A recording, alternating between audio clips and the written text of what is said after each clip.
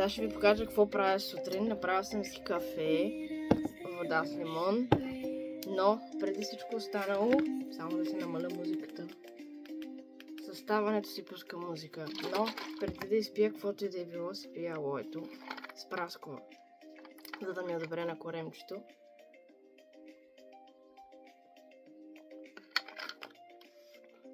Обикновено го пия като стана веднага, но днеска съм... Нямам време. Та, преди всичко останало си пия алоето. След това задължително вода. Тя събужда много по-добре от кафето организма.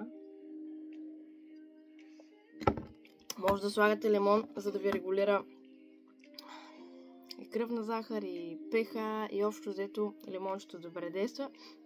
И чак след половин час някъде ще си изпия кафето. И сега започваме да действаме.